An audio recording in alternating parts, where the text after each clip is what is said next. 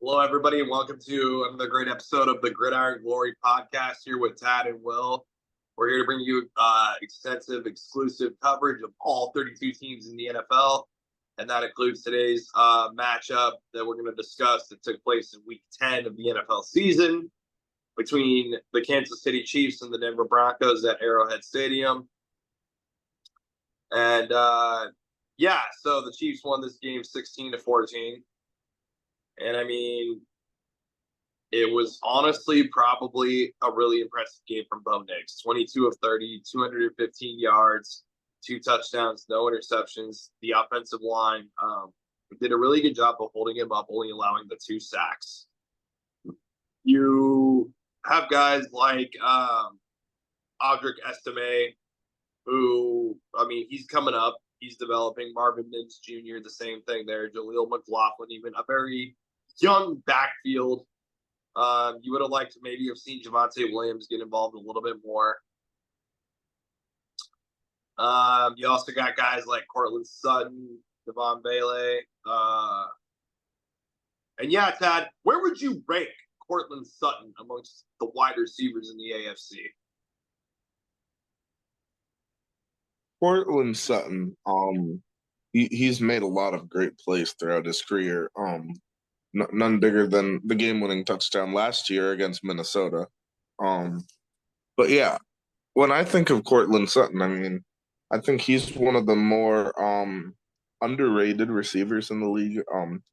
He's never really been in a prolific offense, and now you're seeing him continue to make plays for Bo Nix. So I mean, he's definitely for one, he's a veteran, if nothing else. But he is also he's a playmaker. I think he's a guy that can go out there and do his thing. Also, Adam Troutman. Yeah, he made a really big catch in a really big situation. And yeah, Tad, where would you rank Adam Troutman amongst the tight ends? I guess what you could say now, 4th-year veteran out of Dayton. I think that Adam Troutman's a fairly average tight end. Yeah, he's growing. He's continuing to do his thing, but I mean, I don't see him as a tight end that's that much of a playmaker, but like you said, he can be sneakily good sometimes. I love it.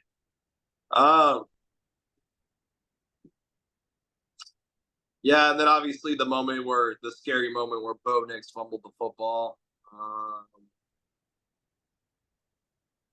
mean, it was a very intense game, all in and all out. But the Broncos did everything. Ultimately, what this game down to, Tad, was the Broncos did everything right. They got the ball at the end of the game. You drive it down the field. You run down the clock to 1 second. You manage it very well. You do everything right to put yourself in a position to win this football game. And Will Lutz's kick gets blocked is really what this came down to. This score had, aside from that blocked field goal, should have been 17-16. For sure. A very difficult way to end that football game, especially like you said, Bo Nix did everything right on that last drive.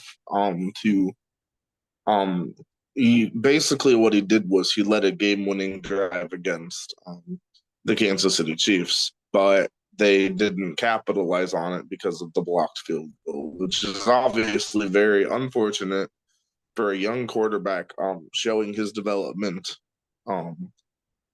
But it didn't work out because the Chiefs, they blocked the field goal. I mean, that's just the Chiefs, they made the play, a very unfortunate timing for Bo Nix, who I think Bo Nix made a lot of progress. He's made a lot of progress throughout this season. He's definitely played a lot better than he did early in the season when he had a hard time completing forward passes ahead of the line of scrimmage. Now you're seeing him a lot more confidence. I mean, wouldn't you say Bo Nix is a lot more confident of a football player than he was even like 5, 6 weeks ago? Oh yeah, absolutely. I mean, Bo Nix. I mean, listen, when he came out of Oregon, I mean, we all knew what he could be. We all saw the kind of player that he could play like at Oregon. I mean, dude, Bo Nix. I mean, he's a built. I mean, he's an athletic guy. Like he's a built athletic dude.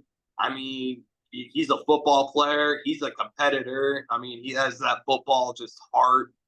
He goes out there, wears he Bo Nix to me literally goes out there on the field every week and wears his football heart on his sleeve, quite literally as a quarterback. Yeah, And you see it all the time. He really presents an aura to himself that he's very passionate about the game. I mean, in my opinion, Bo Nix could literally play linebacker, but I mean, he's just hmm. quarterback is just what suits him best.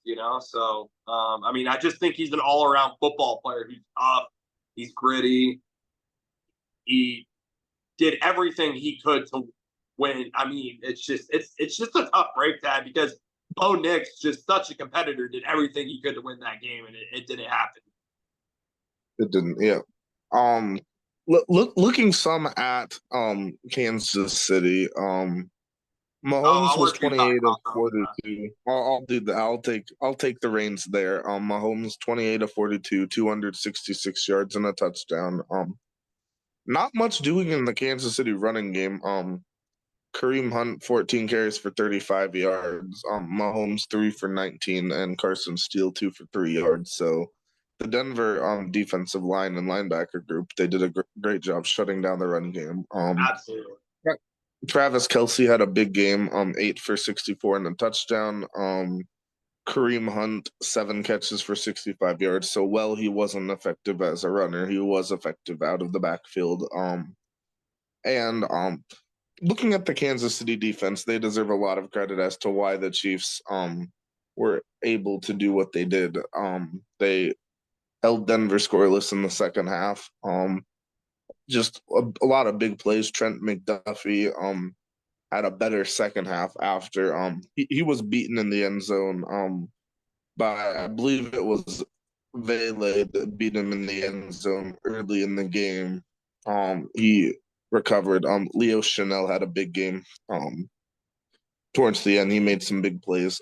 Nick Bolton had a sack, 6 tackles. So that is what we saw. And Harrison Butker 3 for 3 on the field goal game, and that ended up proving to be the difference. So a very tough game for Denver. Kansas City, they do what they do, but Denver, they're a team that they're going to continue to fight as they try to move closer to the playoffs.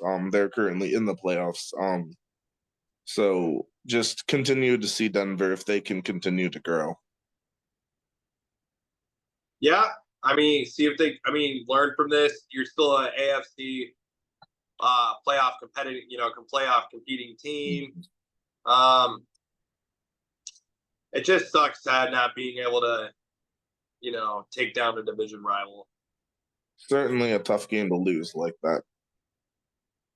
Be sure to like, subscribe, and follow all season long. We cover all 32 teams.